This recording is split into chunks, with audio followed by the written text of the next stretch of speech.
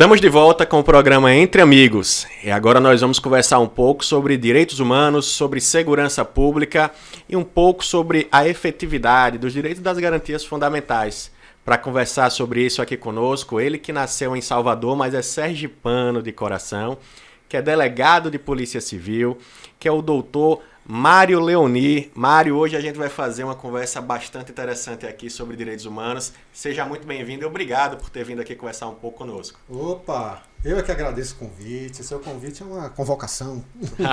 Fico muito feliz. Mário, ele é delegado de polícia e é especialista em gestão estratégica de segurança pública e especialista também em ciências criminais. O Mário Leoni tem algumas contribuições, né, a fazer aqui para a nossa audiência qualificada. E uma delas, Mário, eu gostaria que a gente iniciasse a nossa conversa da seguinte maneira. Tem uma grande confusão no meio social que diz respeito a um possível, eventual e talvez falso antagonismo entre direitos humanos e segurança pública. Queria que você falasse um pouco sobre isso. Afinal de contas, direitos humanos e segurança pública são conceitos antagônicos? Não devem ser tratados nem entendidos como conceitos antagônicos. Essas duas agendas, elas podem e devem caminhar juntas, caminhar lado a lado. Eu gosto sempre de citar, Igor, o regimento interno nas minhas palestras, enfim, entrevistas, da Polícia Militar de Minas Gerais, quando ela diz que a atuação policial, ela deve se dar enquanto promotora de direitos humanos e pedagoga da cidadania.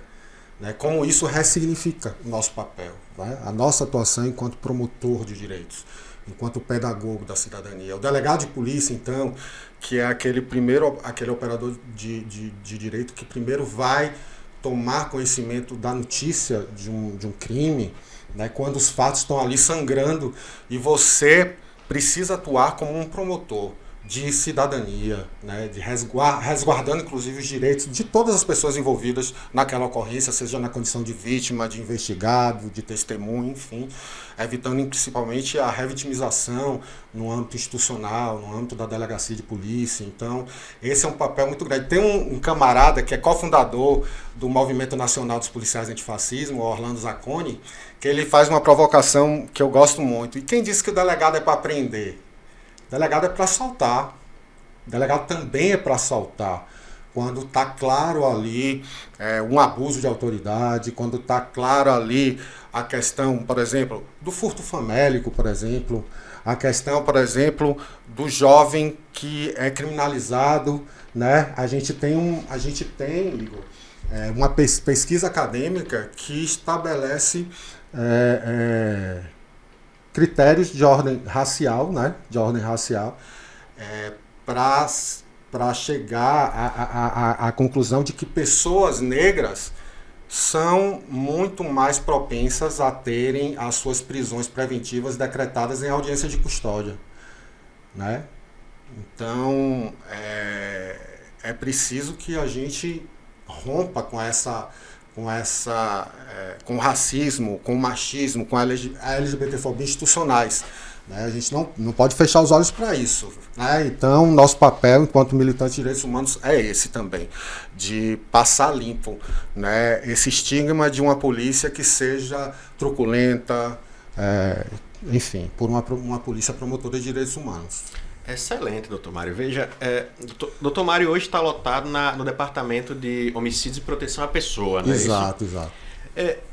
Essa visão de direitos humanos, essa visão que é também a partir da provocação do professor Orlando Zacconi, que faz com que o delegado de polícia ele seja exatamente essa pessoa que analise critérios técnicos para determinar no primeiro momento se a pessoa vai ficar presa ou se ela vai ser solta.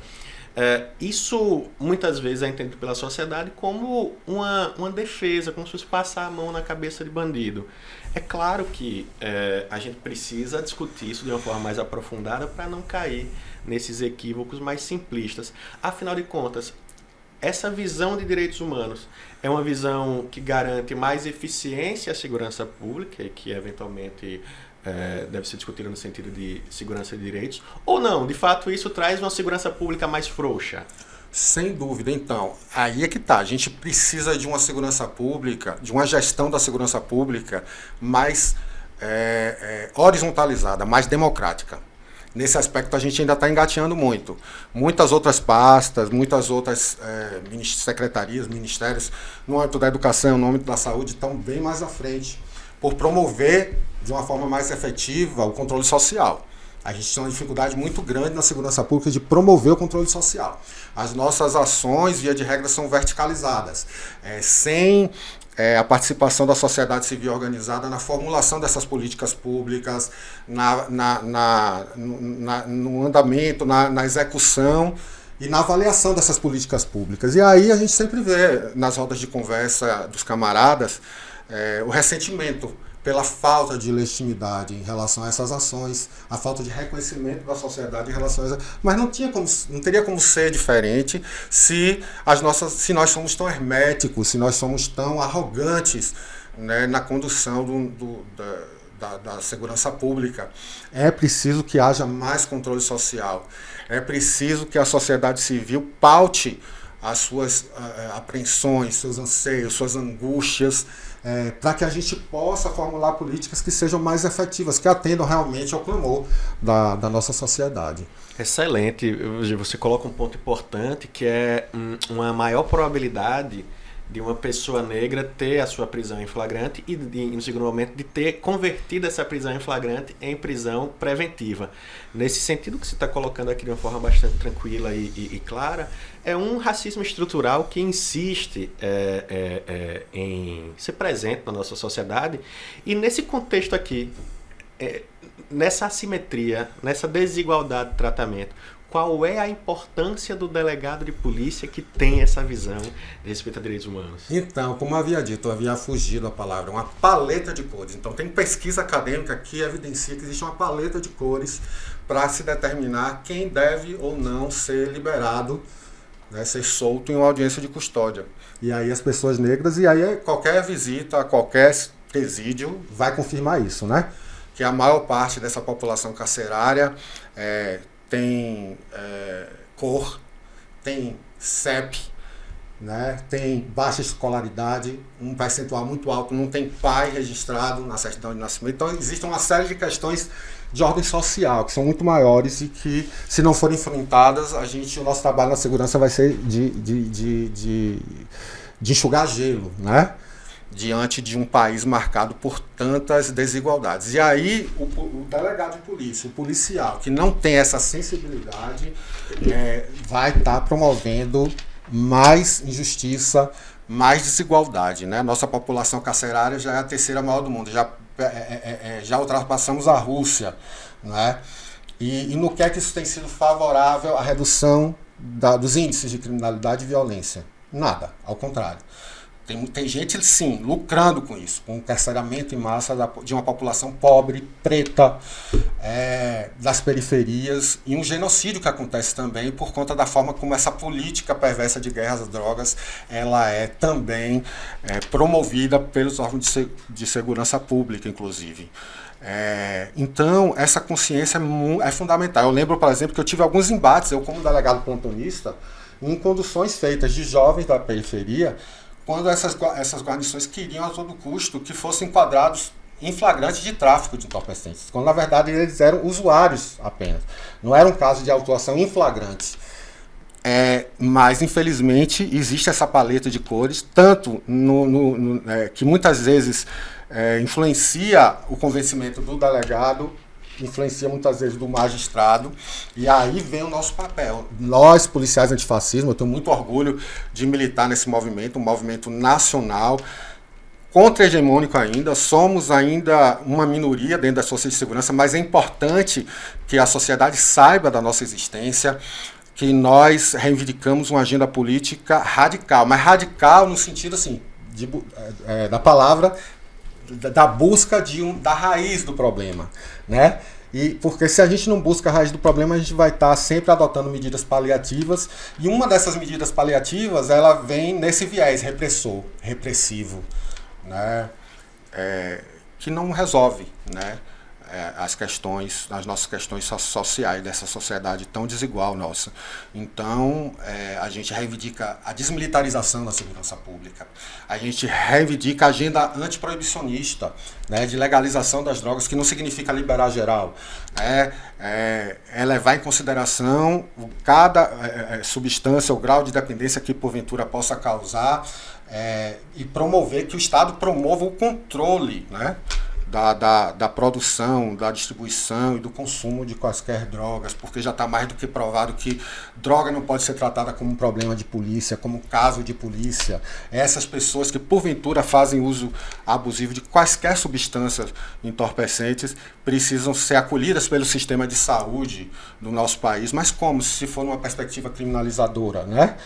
De todas as drogas lícitas e ilícitas, a gente conseguiu vertiginosamente reduzir o índice do consumo de tabaco no nosso país. Mas isso pressupõe que seja uma droga legalizada, né? E que o que é arrecadado de impostos possa ser revertido em políticas públicas que favoreçam a conscientização, a redução desse consumo, né? Então não adianta criminalizar.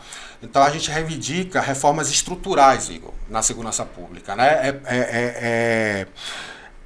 Ciclo completo, né?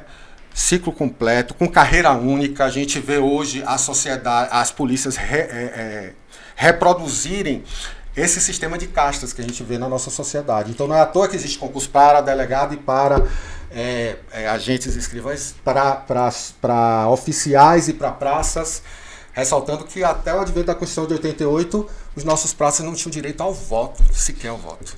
Sem querer interromper seu raciocínio, Mário, porque é um raciocínio bastante interessante, além de delegado de polícia, o doutor Mário Leoni também é primeiro suplente da Câmara de Vereadores de Aracaju, concorreu às eleições nesse último pleito e ficou como primeiro suplente da sua federação. Então você tem uma trajetória de militância também, que pode trazer uma certa contribuição. Fazendo esse link aí com a sua carreira de delegado e também com a sua atividade, com a sua atuação militante, melhor dizendo, hoje nós temos uma PEC apresentada pelo governo federal que constitucionaliza o Sistema Único de Segurança Pública, o SUSP. Como é que você avalia isso? Você acha que ela traz avanços, Mário? Traz alguns avanços, mas, veja, ainda é uma reforma muito tímida diante da agenda que a gente reivindica, de desmilitarização da segurança pública. E é importante que as pessoas entendam, quando a gente fala em desmilitarizar a segurança pública, não é acabar com a polícia militar. A maioria dos policiais militares, com certeza, apoia também a desmilitarização.